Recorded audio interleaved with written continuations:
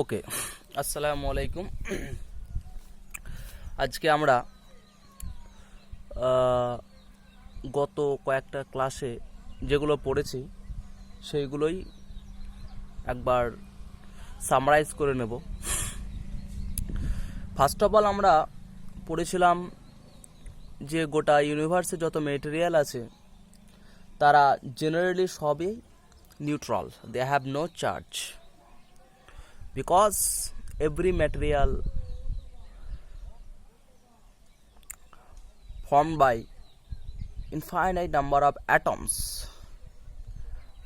and we also know that every atom has no charge, that is neutral. Okay, so we can say every material in the universe is initially neutral. After that we saw that যদি দুটো ম্যাটেরিয়ালকে আমরা ঘষি তাহলে একটা material থেকে কিছু electrons অন্য একটা ম্যাটেরিয়ালে transfer হয়ে যায়, এবং যে ম্যাটেরিয়াল থেকে ইলেকট্রন চলে যায় সেটাকে বলা হয় পজিটিভলি চার্জড ক্যাটায়ন, অ্যান্ড যে মেটেরিয়াল ও ইলেকট্রনগুলো অ্যাকসেপ্ট করে সেগুলোকে বলা হয় নেগেটিভলি চার্জড অ্যানায়ন।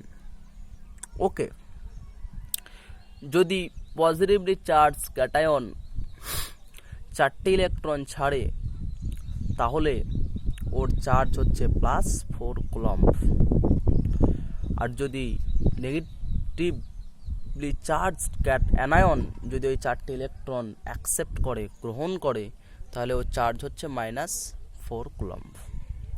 ক্লিয়ার? তারপর আমরা দেখেছি এই কারণে শীতকালে চিরুনি ঘষে কাগজের টুকরো কাছে নিয়ে আসলে এরা কাগজের টুকরোগুলো চিরুনির প্রতি আকৃষ্ট হয়ে যায়, চিরুনির গায়ে লেগে যায়। কেন লেগে যায়? কারণ এক্সপ্লানেশন দেওয়া হয় চিরুনি ঘষার সময় চিরুনি পজিটিভলি চার্জড ক্যাটায়নে পরিণত হয়েছে, এবং কাগজের টুকরোগুলোর যে সমস্ত ইলেকট্রন রয়েছে সেই ইলেকট্রনগুলো ওই চিরুনির পজিটিভলি চার্জড ক্যাটায়নের দিকে আকৃষ্ট হয়, এই জন্য কাগজের টুকরোগুলো চলে আসে। এইসব আমরা মোটামুটি ফার্স্ট চ্যাপ্টারে পড়েছি, এবং আমরা ফার্স্ট চ্যাপ্টার থেকে যখন কোয়ান্টাইজেশন অফ চার্জ পড়েছিলাম তখন ভালো করে দেখেছিলাম যে charge is carriage by a particle, that is electron, it may be proton also. So আমরা যে সচরাচর উদাহরণ দেখি সেটা হচ্ছে ইলেকট্রন, একটা ইলেকট্রন চলে যাওয়া মানে 1 কুলম্ব নেগেটিভ চার্জ অ্যাটম থেকে চলে গেল। ওকে, তো কোনো একটা পার্টিকেল চার্জ ক্যারি করে কোনো একটা পার্টিকেল।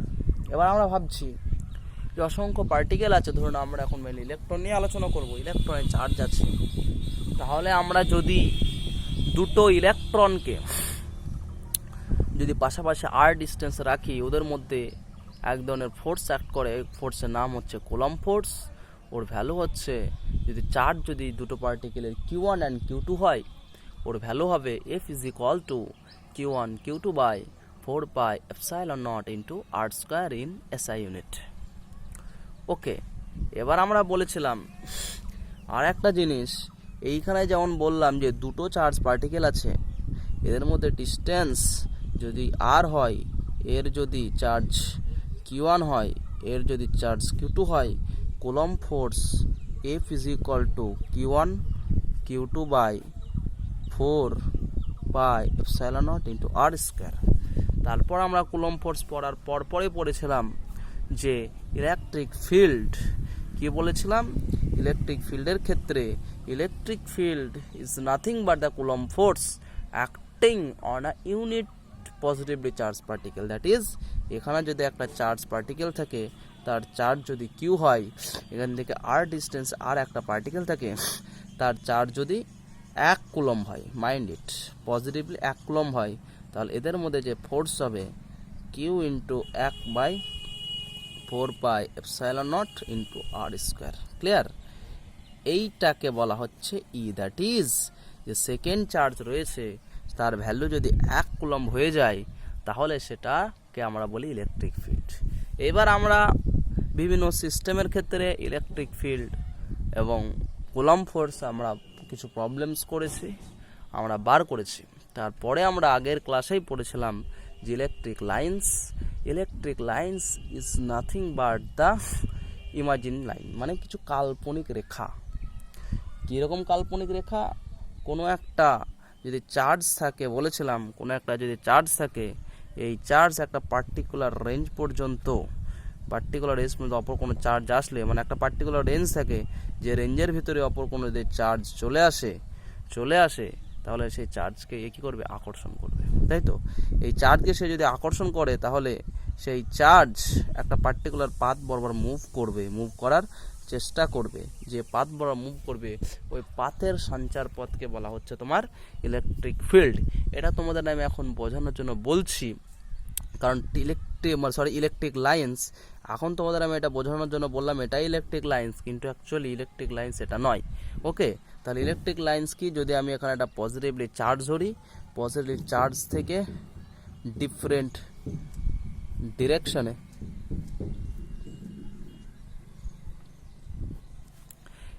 এইটা যদি একটা পজিটিভলি চার্জ থাকে, ইলেকট্রিক যে lines, infinite number of lines positive charge থেকে আউটসাইড, দেখো ডিরেকশন রয়েছে আউটসাইড দিকে থাকে আর কি, চলে যায়, infinite number of lines. Okay, এইটা যদি তুমি 3Dতে ভাবো, এরকম যদি আমি 3Dতে যদি আমরা ভাবি, তাহলে দেখো এটা একটা ফুটবল ভাবো, ফুটবলের সারফেস থেকে চারিদিকে অসংখ্য সুতো বেরিয়ে গেছে, ওই সুতোগুলোকে বলা হয় ইলেকট্রিক লাইন্স। ওকে, এবার যদি একটা নেগেটিভলি চার্জ থাকে, একটা যদি আমাদের নেগেটিভলি চার্জ থাকে, তাহলে তার ক্ষেত্রেও তোমার ইলেকট্রিক লাইন্স রয়েছে। ইলেকট্রিক লাইন্স রয়েছে সিমিলারলি ওইভাবে যেভাবে আগের মতো ছিল। ওকে, এই রকমভাবেই ইলেকট্রিক লাইন্স রয়েছে, এবং এই ইলেকট্রিক লাইন্সের ডিরেকশন কিন্তু চার্জের দিকে, এখানে চার্জের দিকে রয়েছে। কিন্তু পজিটিভ চার্জের ক্ষেত্রে ইলেকট্রিক ফিল্ডসের লাইন্সের ডিরেকশন ছিল আউটওয়ার্ড। তার মানে পজিটিভ চার্জের ক্ষেত্রে ইলেকট্রিক লাইন্সের ডিরেকশন আউটওয়ার্ড, নেগেটিভ চার্জের ক্ষেত্রে ইলেকট্রিক লাইন্সের ডিরেকশন ইনওয়ার্ড। এবার কনক্লুশন টানা হয়েছিল যে যদি একটা পজিটিভ নেগেটিভ চার্জ পাশাপাশি যদি থাকে, তাহলে ইলেকট্রিক লাইন্সগুলো এরকম যায়। ডিরেকশন কোন দিকে হবে? দেখো পজিটিভ থেকে আউটওয়ার্ড মানে এইদিকে, দেখো নেগেটিভের দিকে ইনওয়ার্ড মানে এইদিকে, মানে ইলেকট্রিক লাইন্সের ডিরেকশন পজিটিভ ডিরেকশন থেকে নেগেটিভ ডিরেকশনে। এবার আমরা বলেছিলাম এই যে ইলেকট্রিক লাইন্সগুলো যাচ্ছে, এই যে আমাদের ইলেকট্রিক লাইন্সগুলো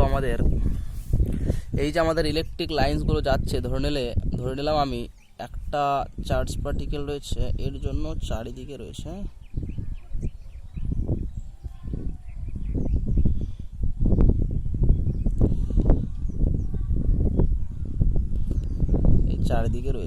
ক্লিয়ার? আমি বলছি এটা কিন্তু 3Dতে, ফুটবলটা ভাবো 3Dতে যদি ভাবি, তাহলে এই যে লাইনগুলো যাচ্ছে এর পারপেন্ডিকুলার যদি আমি একটা সারফেস কল্পনা করি, কি সারফেস? ধরে নাও ফুটবল আছে, একটা ফুটবল শূন্যতে রেখেছো ফ্রি মিডিয়ামে, ফুটবল থেকে অসংখ্য সুতো চারিদিকে বেরিয়ে গেছে। এবার তুমি ঠিক লম্বা বরাবর এরকম একটা সারফেস, কীরকম? এরকম, এখানে যদি ফুটবল থাকে এই দিক দিয়ে যাবে, এই লম্বা একটা সারফেস রেখে দিলে, তাহলে এই সারফেসের ভিতর দিয়ে সারফেসের ডিরেকশন বরাবর অথবা সারফেসের পারপেন্ডিকুলার বরাবর যতগুলো ইলেকট্রিক লাইন্স কভার করবে সেইটাকে বলা হয় ইলেকট্রিক ফ্লাস্ক। ওকে, সেটাকে বলা হয় ইলেকট্রিক ফ্লাস্ক। তাহলে ইলেকট্রিক ফ্লাস্ক কি? Number of electric lines crossed through a surface perpendicular to its direction।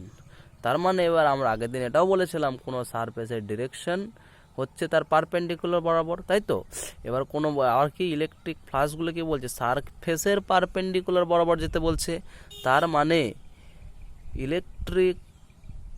যে সমস্ত ইলেকট্রিক লাইন্সগুলো সারফেসের ডিরেকশন বরাবর যায় সেগুলোকে বলা হয় ইলেকট্রিক ফ্লাস্ক। বোঝো?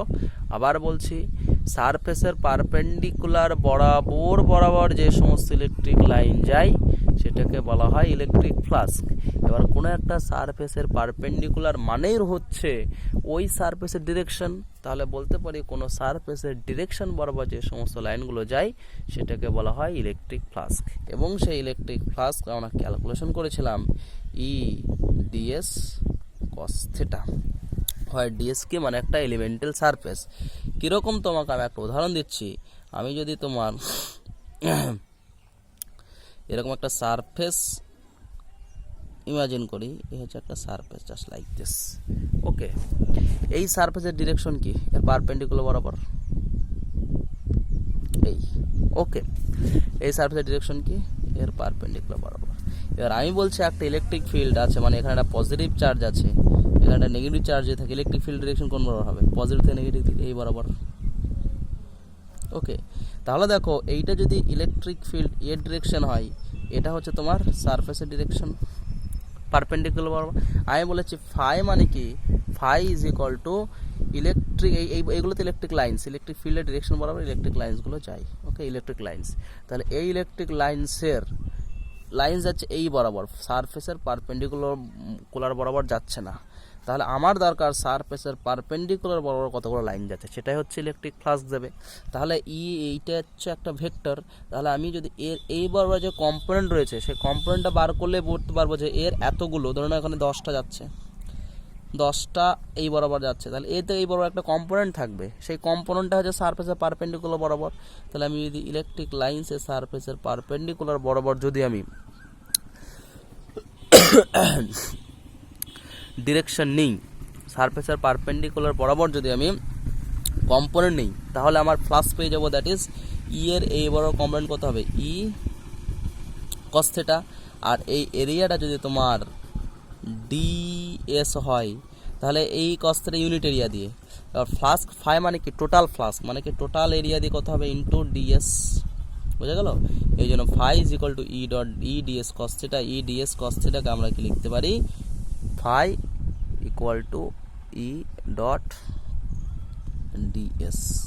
আমরা আগের দিন এত দূর হয়েছিল এবং এর উপর ভিত্তি করে কিছু প্রবলেম করেছিলাম, ওকে। এবং সে প্রবলেমগুলো ছিল ওপেন সারফেসের ক্ষেত্রে, এবং ওপেন সারফেস ক্লোজ সারফেস কাকে বলে সেটা বলেছিলাম। আজকে আমরা কিছু প্রবলেম ডিল করব যেগুলো হচ্ছে ক্লোজ সারফেস, ওকে। ফার্স্ট প্রবলেমটা হচ্ছে ওপেন সারফেসের ক্ষেত্রে আগের দিনে আমরা ইলেকট্রিক ফ্লাস্ক অনেকটা বার করেছিলাম। এবার আমরা ক্লোজ সারফেসের ক্ষেত্রে ক্লোজড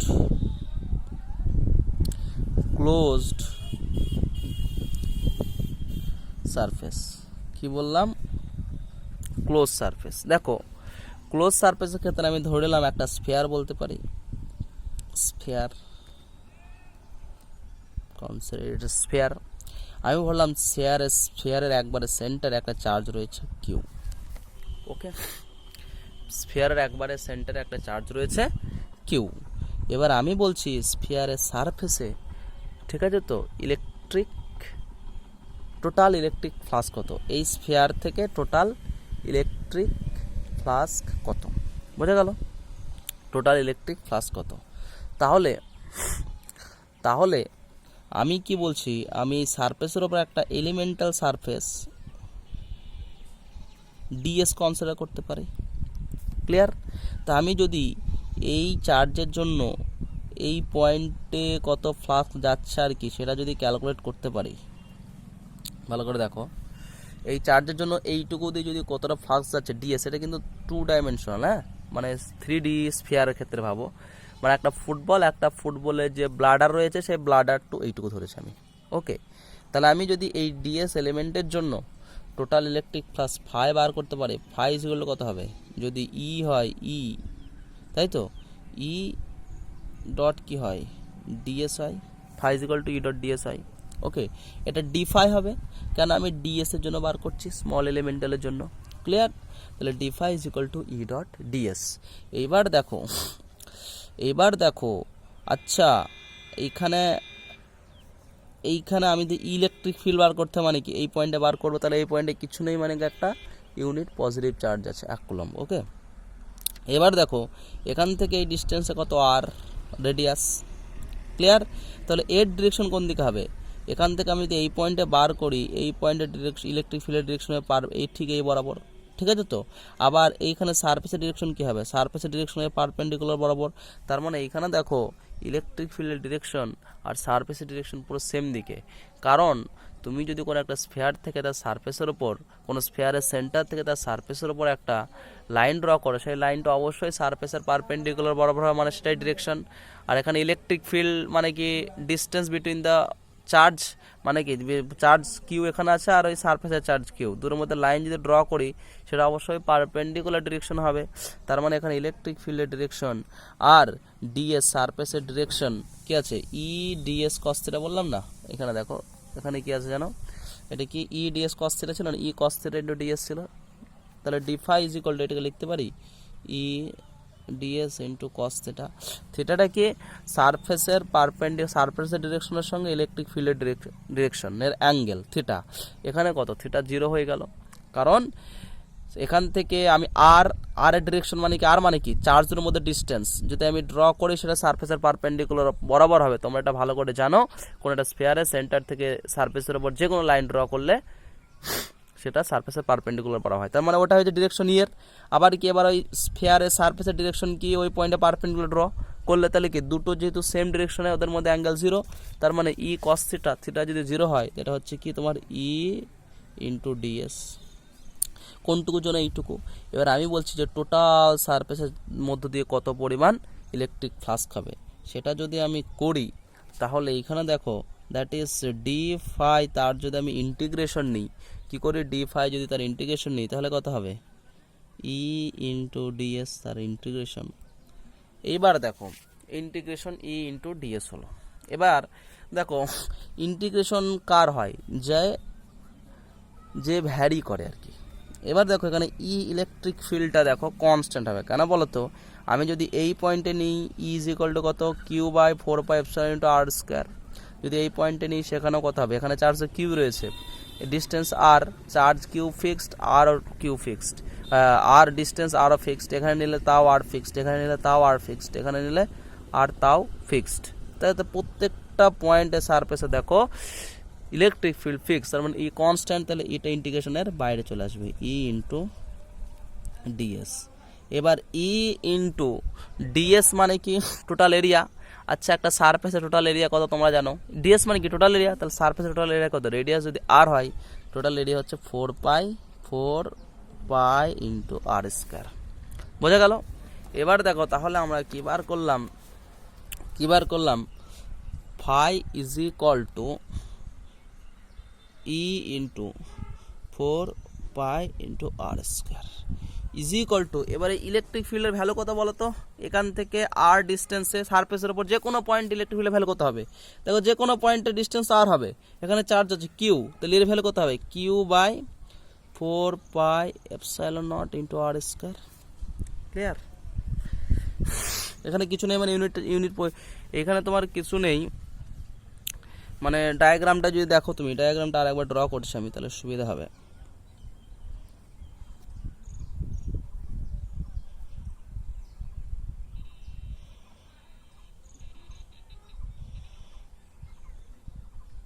এইটা কি ধরেছিলাম? ডিএস, তাই তো?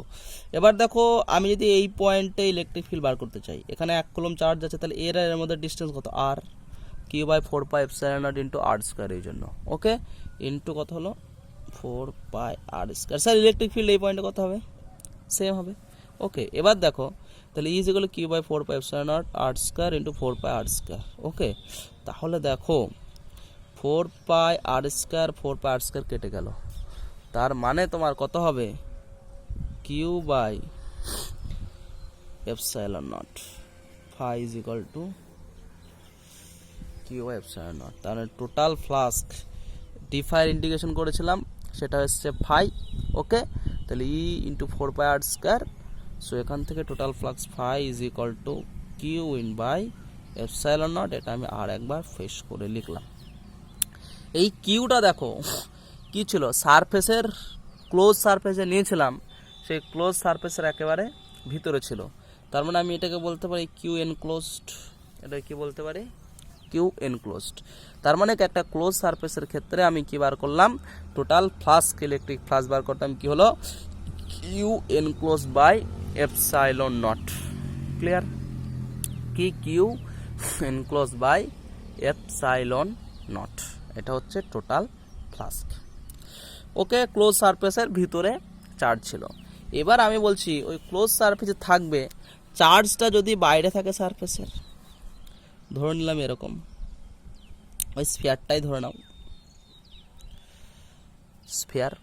ওকে, আগে চার্জটা কি ছিল, এখানে ছিল, আমি বলছি বাইরে যদি থাকে তার জন্য ইলেকট্রিক ফ্লাক্স কত হবে।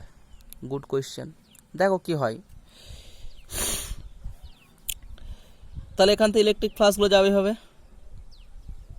আমি জাস্ট একটা এলিমেন্টাল মানে ডিএস দিয়ে বার করছি, এর ভিতরে অনেকগুলো লাইন আছে, অনেকগুলো লাইন আছে এর ভিতর দিয়ে, এই যাচ্ছে, এটা দিয়ে যাবে, ফ্লাক্সগুলো এভাবে যাবে, কি থেমে থাকবে না তো, সাঁ করে বেরিয়ে যাবে। এই যদি এরিয়াটা DS1 ধরি আর এই এরিয়াটা যদি তোমার DS2 ধরি, ওকে ওকে, এইখানে দেখো এই সারফেসের ডিরেকশন, এই সারফেসের পারপেন্ডিকুলার বরাবর মানে তোমার এই বরাবর, ওকে, তার মানে DS1 ক্যাপ, এই সারফেসের ডিরেকশন কোন বরাবর, এই সারফেসের পারপেন্ডিকুলার বরাবর মানে এরকম, ওকে, তাহলে এটা হচ্ছে কি DS2 ক্যাপ। ঠিক আছে, দুটো সারফেসের ডিরেকশন আমি দিয়ে দিচ্ছি। এখানে চার্জ কি রয়েছে, কিউ। ওকে, এখানে চার্জ কি রয়েছে, কিউ রয়েছে। এইবার দেখো, এইবার একটা জিনিস দেখো,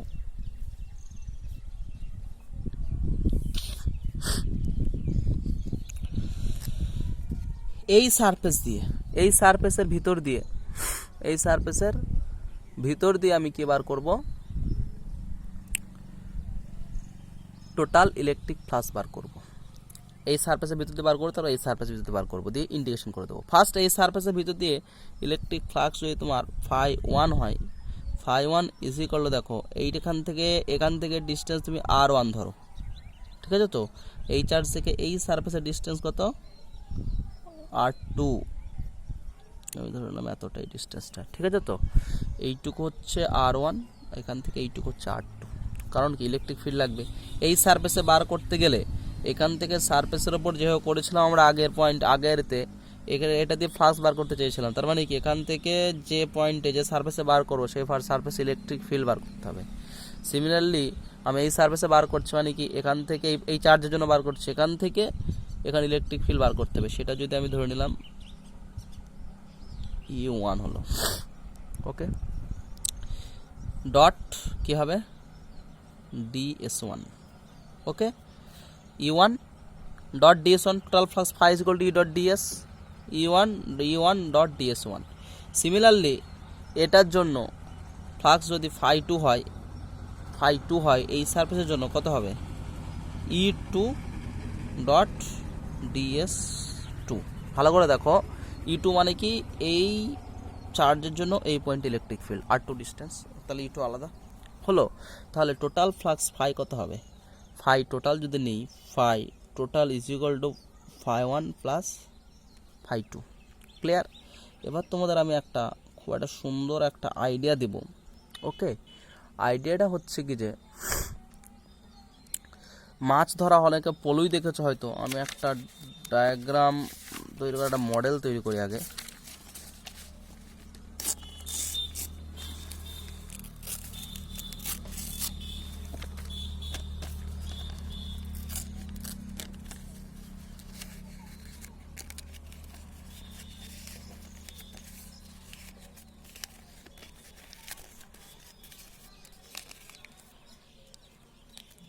ওকে, দেখো এত দূর পর্যন্ত তো বোঝো আর কি, phi total is equal to φ1 plus φ2 হলো। ওকে, এবার আমাকে তাহলে ভ্যালুগুলো আগে পুট করি, মানে E1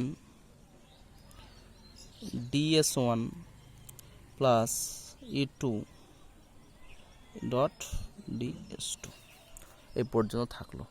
এবার আমাকে একটু কনসেপ্ট, একটা নতুন জিনিস শিখবো। আগে তোমাদের নতুন জিনিস শেখার আগে আর একটা জিনিস বলে দিই, এই যদি দুটো লাইন থাকে, দুটো লাইন এরকম, দুটো লাইনের মধ্যে এটা কি বলা হয়, অ্যাঙ্গেল বলা হয়, তাই তো। এটাকে বলা হয় অ্যাঙ্গেল। এটা হচ্ছে তোমার 2D অ্যাঙ্গেল, তাই তো। এবার যদি 3Dতে অ্যাঙ্গেল হয় সেটা কীরকম দেখতে হবে। 3Dতে অ্যাঙ্গেল বলতে ধরে নাও তোমরা কি এইখানে একটা, আমি যেমন বলেছি কোনো একটা এখানে ফোয়ারা আছে, ভালো করে ফোয়ারা যদি দেখো তুমি, এদিকে এদিকে এদিকে এদিকে এদিকে এদিকে এদিকে এদিকে এদিকে এদিকে এদিকে এদিকে এদিকে, তাই তো। এদিকে কি হয়, চারিদিকে কি জল বেরোয় ফোয়ারা দিয়ে। ওকে, তাহলে এবার তুমি যদি কোনো পরিমাণ একটা ছোট্ট একটা এরিয়া যদি ফোয়ারার ওপর নাও আর কি, ঠিক আছে, ছোট্ট একটা পাতা, একটা ছোট্ট একটা প্লেট তুমি ফোয়ারার ওই বেরোচ্ছ ওরকম জায়গায় সামনে ধরেছো, তাহলে এই জায়গায় কোন এলাকা থেকে জল আসবে, এই এলাকা থেকে এতটা জল আসবে, এইটুকু যে জলটা আসবে, ভালো করে দেখো যদি বুঝতে পারো কিনা। এরকম দেখতে হবে, দেখো এলিমেন্টাল এরিয়া 3D যদি দেখে আমি এরকম দেখতে হবে। ঠিক এই পয়েন্টে যদি তোমার ফোয়ারাটা থাকে তাহলে এই ছোট্ট এরিয়াতে জল কত আসবে, ঠিক এইটাতে যতটুকু আসবে। এই যে অ্যাঙ্গেলটাকে বলা হয়, এই যে 3Dতে এই যে অ্যাঙ্গেল, এইটাকে একটা অ্যাঙ্গেল বলা হয়, একে বলা হয় সলিড অ্যাঙ্গেল। কি নাম হয়েছে এর? Solid angle. কি নাম? Solid angle. সলিড অ্যাঙ্গেলের ভ্যালু কত তোমাদের আর যদিও ডিটেলসে বলছি না। Solid angle D omega is equal two, এই যে এরিয়াটা নিয়েছি এর ওপর, এর এরিয়া যদি তোমার ডিএস হয়, ডিএস কস থিটা, ঠিক আছে তো। কস থিটাটা কী বলছি, DA cos theta by R square. Solid angle তাহলে D omega is equal to DS cos theta by R square. DS কোনটা, এই এরিয়াটুকু, আর কোনটা এই যে সেন্টার, মানে একদম মিডিল থেকে এই সেন্টার থেকে এই সারফেসের ওপর পারপেন্ডিকুলার যে ডিরেকশন, সেটাকে বলা হচ্ছে তোমার সেন্টার থেকে সারফেসের ডিস্টেন্স, সেটাকে বলা হচ্ছে তোমার আর, তার স্কোয়ার। কস থিটা কি বলছে দেখো, সেন্টার থেকে সারফেসের ওপর যে ডিস্টেন্স এটা হচ্ছে আর, এইটা হচ্ছে তোমার কীরকম বলবো, ধরো সেন্টার থেকে জিনিসটা এভাবে আসতে পারে, দেখো এইভাবে বেরিয়ে আসতে পারে জলগুলো। তার মানে দেখো এইভাবে যদি আসে তাহলে ডিরেকশনটা কিন্তু সারফেসের পারপেন্ডিকুলার বরাবর, মানে কি তাহলে জলগুলো সারফেসের ডিরেকশন বরাবর আসছে, কিন্তু জলটা এরকমভাবে আসতে পারে, তাই তো। তাহলে দেখো আর এর ডিরেকশন, তখন জলটা যদি এভাবে ব্যাঁকা করে আসে, মানে কি তুমি যদি ওই ফোয়ারা যখন বার হচ্ছে জল থেকে, জলের ফোয়ারা যখন বার হচ্ছে, তুমি ঠিক পারপেন্ডিকুলার বরাবর যদি ধরো সারফেসটা, মানে যদি এরকম যদি ধরো, তাহলে জলগুলো তোমার সারফেসে ঠিক পারপেন্ডিকুলার বরাবর এসে স্ট্রাইক করবে। মানে জলগুলো যদি বেরিয়ে যায়, ফুটো সারফেস যদি ধরো, জলগুলো বেরিয়ে যাবে, তার মানে কি সারফেসের ডিরেকশন বরাবর বেরিয়ে যাবে, সারফেসের পারপেন্ডিকুলার বরাবর বেরিয়ে যাবে। তাহলে এখানে আর এর ডিরেকশন এটা, সারফেসের ডিরেকশনও ঠিক এটা। ওকে, এবার যদি তুমি সারফেস এরকম ব্যাকা করে নাও, ব্যাকা সারফেস নাও, ঠিক আছে তো, মানে সারফেস হ্যাঁ, তুমি ধরে নাও জলটা যদি এরকম বার হয়, সারফেস এরকমই আছে, জলটা যদি এরকমভাবে বার হয়, ওকে, জলটা এই বরাবর বার হচ্ছে, তাহলে দেখো আর এর ডিরেকশন কোন বরাবর, এই পেন বরাবর। সারফেসের ডিরেকশন এই, সারফেসের ডিরেকশন কোন বরাবর, এর পারপেন্ডিকুলার, মানে এই বরাবর, মানে আর এর সঙ্গে সারফেসের ডিরেকশন তাহলে একটা অ্যাঙ্গেল তৈরি করবে, সেই অ্যাঙ্গেলটাকে বলা হচ্ছে থিটা। ওকে, এবার আমি কি করব, ফার্স্ট মানে কি বলেছিলাম, তো সব সময় এই সারফেসের পারপেন্ডিকুলার বরাবর, তাহলে এর এই বরাবর কম্পোনেন্ট যদি নিই তাহলে কত হবে, ই ডিএস কস থিটা, তার মানে কি তাহলে এর এই বড় কম্পোনেন্ট কত হবে, ডিএস কস থিটা। তাহলে আমি অ্যাকচুয়ালি সলিড অ্যাঙ্গেলটা কি, যে পার ইউনিট এরিয়ার পারপেন্ডিকুলার, ইউনিট এরিয়া মানে এরিয়া দিয়ে এরিয়ার পারপেন্ডিকুলার ডিরেকশন বরাবর যে জলগুলো বেরোবে, ফোয়ারা যদি কনসিডার করো, ফোয়ারার এতে একটা তুমি সারফেস ধরেছো, সারফেসটা ব্যাকা করে ধরেছো, তাহলে ফোয়ারার ওই সারফেসের লম্বভাবে যে সমস্ত জল বেরোবে, সেই সমস্ত জলগুলোকে আমরা বলছি সলিড অ্যাঙ্গেল। ওকে, যে পরিমাণ জল বেরোবে সেই অ্যামাউন্টটাকে বলা হচ্ছে সলিড অ্যাঙ্গেল। এবার দেখো আমরা এই বরাবর যদি জলের ডিরেকশন যদি এই বরাবর হয়, ছিটকে জল আসছে এরকমভাবে, সারফেসের ডিরেকশন এই, এদের মধ্যে অ্যাঙ্গেল হচ্ছে থিটা, কস থিটা। আমরা এটা কস থিটাটা কেন নিলাম, জেনারেল, যদি পারপেন্ডিকুলার বরাবর হয় থিটা কত হবে, 0, তাহলে ultimately DS by R square হয়ে যাবে, সিম্পল। তাহলে সলিড অ্যাঙ্গেল কাকে বলা হয়, এই অ্যাঙ্গেলটাকে বলা হয় সলিড অ্যাঙ্গেল, এই অ্যাঙ্গেলটাকে বলা হয় কি তোমার সলিড অ্যাঙ্গেল। ওকে, এর ভ্যালু কত, ডিএ কস থিটা, ডিএটা কি এই এরিয়াটুকু, কস থিটা কি মানে যে বরাবর ডিরেকশন রয়েছে। এবার তুমি জল বাদ দেখে না, ধরো একটা চার্জ পার্টিকেল লিখেছো, এই চার্জ পার্টিকেল তার ইলেকট্রিক ফিল্ডের ডিরেকশন এই বরাবর, ঠিক আছে, তার মানে এই বরাবর আর, তাহলে ডিএস এর ডিরেকশন এই বরাবর হবে, এর পারপেন্ডিকুলার বরাবর থিটা, তাহলে সেই ফ্লাস্ক টাইপের জিনিস হয়ে গেল। তাহলে ফ্লাস্ক যদি বার করি আমি, তাহলে কি হবে, DA cos theta by R square হবে। সেই জন্য এই ছোট এরিয়ার মধ্যে, মানে ছোট ছোট অ্যাঙ্গেলের মধ্যে যে পরিমাণ যাবে সেটাকে নির্ণয় করার জন্য একটা অ্যাঙ্গেল ডিফাইন করা হয়। সেই অ্যাঙ্গেলকে বলা হয় D omega, that is solid angle, that is D S cos theta by R square. Okay, এগুলো সত্যি কথা বলতে কি এইভাবে ভিডিও ক্লাসে বোঝানো খুবই টাফ। যদি লাইভ ক্লাস করা যায় সেটা 3Dতে বিভিন্ন মডেল তৈরি করে বোঝানো যায়। কোথাও যতটা বললাম, এটাকে বলা হয় তোমার solid angle, that is D S cos theta by R square. এটা মনে রাখো। এবার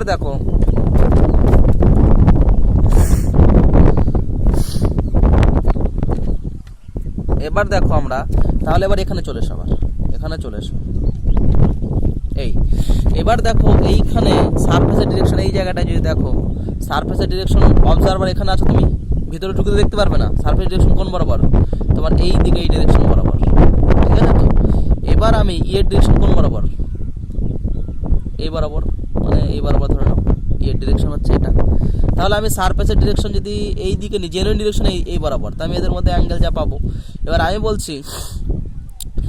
বলছি যে এই ডিরেকশন সারফেস আর একটা ডিরেকশন, যে ভিতর থেকে এই ডিরেকশন কোন বরাবর হবে, এই বরাবর হবে। ওকে, তাহলে ইয়ের সঙ্গে যদি অ্যাঙ্গেল যদি থিটা হয়, ইয়ের সঙ্গে ইলেকট্রিক ফিল্ডের সঙ্গে ডিএস এর অ্যাঙ্গেল যদি থিটা হয়, অ্যাঙ্গেলটা কত হবে, থিটা। তাহলে আমি যদি দেখো সারফেসের ডিরেকশন যদি আমি উল্টে দিই, এবার হচ্ছে যদি করি আমি, তাহলে সারফেসের ডিরেকশন যদি আমি এই বরাবর করি, এইটা যদি নিই তাহলে ঠিক আছে। তাহলে আমি যদি এই ডিরেকশন নিই তাহলে আমি আগে একটা মাইনাস চিহ্ন দিলে হয়ে যাবে। তার মানে হচ্ছে minus E1 into DS1 plus, দেখো এই বরাবর যাচ্ছে, হচ্ছে তোমার এই বরাবর, DS2 এই বরাবর একই দিকে আছে, এই জন্য এটা উল্টানোর দরকার নেই। তাহলে প্লাস E2 ইন্টু DS2, তাই তো। এবার দেখো আমি কেন এটা মাইনাসটা নিলাম ভালো করে বোঝো। আমি এই বরাবর না নিয়ে আমি এই বরাবর নিলাম, এই জন্য মাইনাস দিয়ে দিলাম, আমার কোনো আর সমস্যা নেই। এবার দেখো আমি E1 ডট DS1 আছে, E1 ডট DS1 আছে। আচ্ছা, E1 আর DS1 এর মধ্যে অ্যাঙ্গেল কত, যদি থিটা হয়, থিটা 1 যদি হয়, তাহলে minus E1 DS1 cos theta 1 বা এটা R1 স্কয়ার হবে, cos থিটা 1 এটা হবে কি plus E2 DS2 cos theta 2 minus এইটা E1 DS1 এর মধ্যে cos অ্যাঙ্গেল যদি থিটা 1 হয় আর এটা যদি থিটা 2 হয় অ্যাঙ্গেল। ওকে, তাহলে E1 DS1 cos theta 1 plus E2 DS2 cos theta 2 মাইনাসটা নিয়েছি কারণ আমি এই বরাবর নিয়েছি অ্যাঙ্গেলটা ধরতে সুবিধা হওয়ার জন্য। এবার দেখো E1 এর ভ্যালু কত, E1 এর value minus k by R1 square, k Q by R1 square minus k constant, আমি এখন বসাচ্ছি না, k কিউ বাই এদের মধ্যে distance R1 square into cos theta 1 plus E2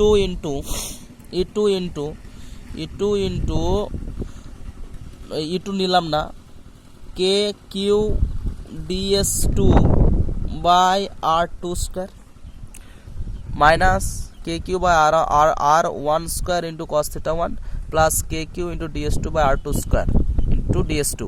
এবার দেখো এটা জাস্ট E1 আর E2 এর ভ্যালু পুট করলাম। E1 মানে কত, এই জায়গায় এই ডিস্টেন্স R1 হলে k Q by R1 square, E2 মানে এখানে মানে k Q by R2 square, just E1 E2 এর ভ্যালু পুট করেছি।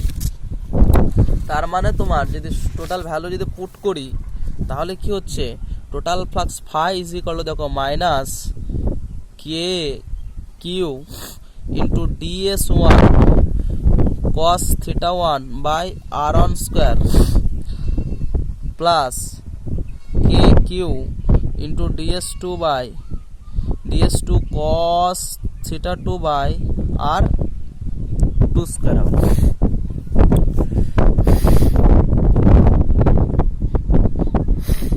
ওকে, এবার তোমাকে আমার ওটা ঠিক চলে গেছে মনে হয়। এবার তোমাকে আমি বলছি ভালো করে যদি তুমি ডায়াগ্রামটা আমি আর একবার ড্র করছি, ভালো করে যদি দেখো এখানে সবচেয়ে একটা ইজি জায়গা আছে, আমি এরকম ড্র করেছিলাম তো,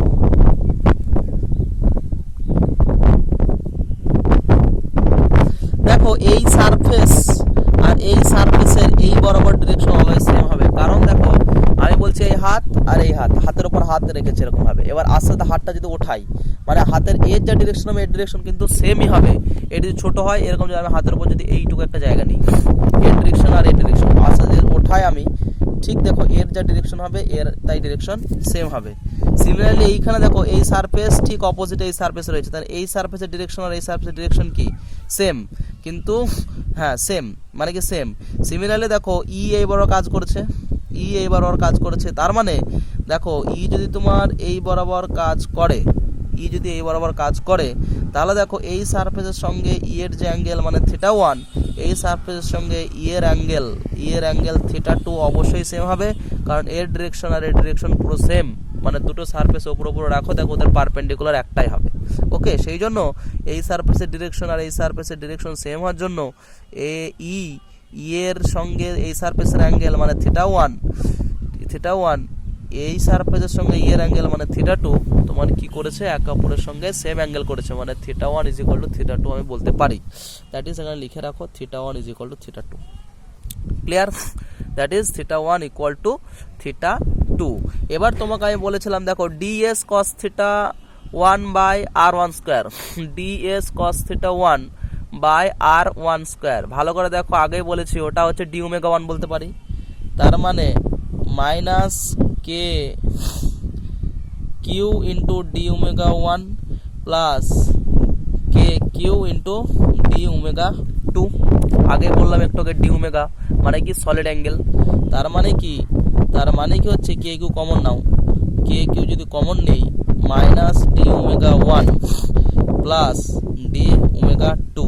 ওকে, এবার আমি আর একবার দেখাচ্ছি মডেলটা, তাহলেই তোমার ক্লিয়ার হয়ে যাবে। চলে এসছে, প্রায় ডেরিভেশন চলে এসছে। কিরকম ছিল ওটা,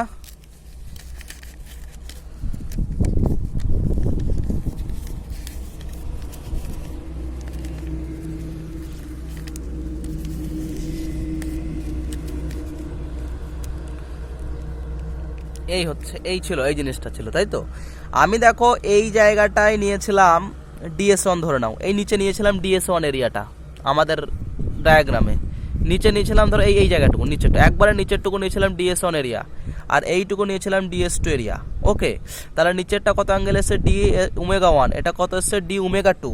আচ্ছা, তোমাকে আমি 2D তে দেখাই, এই আর এই দুটো লাইন আছে, এদের অ্যাঙ্গেল যদি থিটা এখানে হয়, এখানে যদি অ্যাঙ্গেল কত পাবো, θ1 পেলাম, এটা θ2, এখানে যদি নিই আরও যদি বড় করি এটা কত পাবো, θ3। আচ্ছা, θ1 θ2 θ3 একই না আলাদা, ভালো করে দেখো, θ1 = θ2 = θ3, মানে প্রত্যেকটা অ্যাঙ্গেল সেম, যদি আমি কাছে নিয়েছি বলে ছোট লাগছে। সিমিলারলি এইখানে দেখো ওটাই, DS1 এরিয়া আমি এইখানে নিয়েছিলাম, দ্যাট ইজ d⍵1 হয়েছে, DS2 এরিয়া এরকম জায়গায় নিয়েছে, দ্যাট ইজ d⍵2 হয়েছে। কিন্তু দেখো ওরা একই সেন্টার থেকে যেহেতু মানে একটা পয়েন্ট থেকে যেহেতু ওটা ক্রিয়েট হয়েছে, মানে একটা পয়েন্ট থেকে ক্রিয়েট হওয়ার জন্য দুটো অ্যাঙ্গেল কি হবে, সেম হবে। সো দ্যাট ইজ ফাই = কত হলো, কে কিউ কমন নিয়েছিলাম minus d⍵1 plus d⍵2, that is minus K Q into minus d⍵1 plus d⍵1।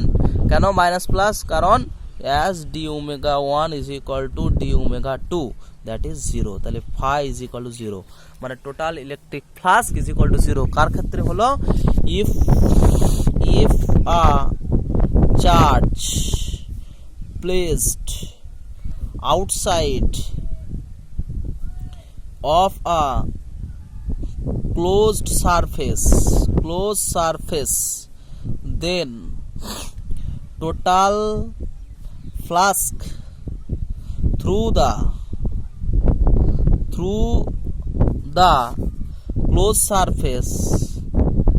closed surface equal to কত, total flux through the close surface equal to কত হলো, 0।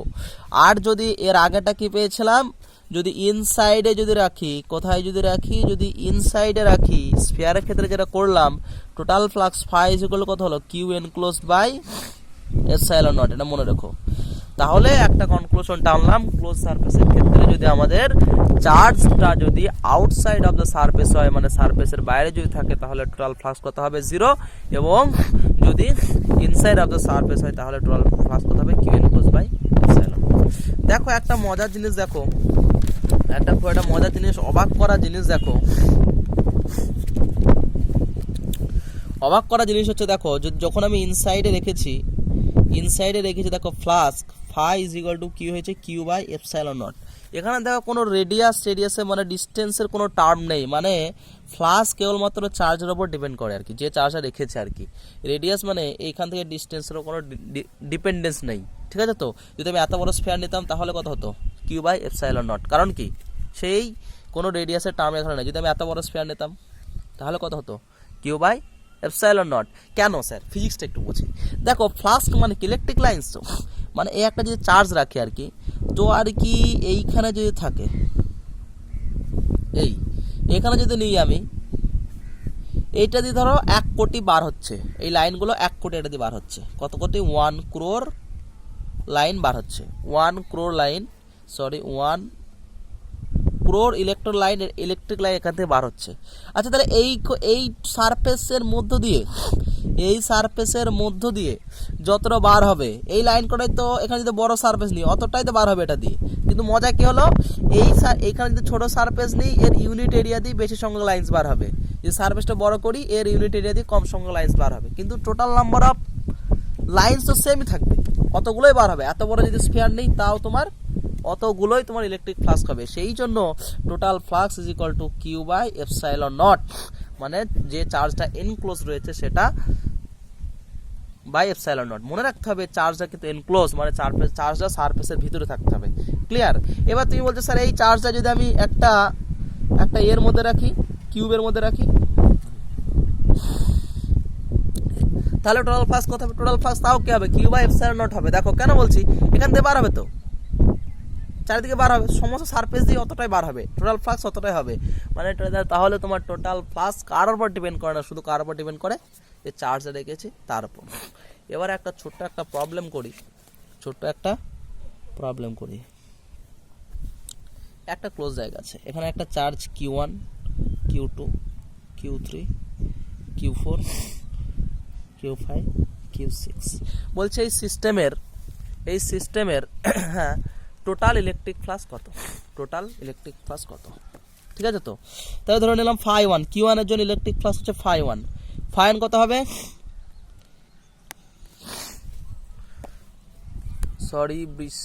Sorry একটু পর আবার শুরু করছি, ক্লাসটা লেন্দি হয়ে গেছে।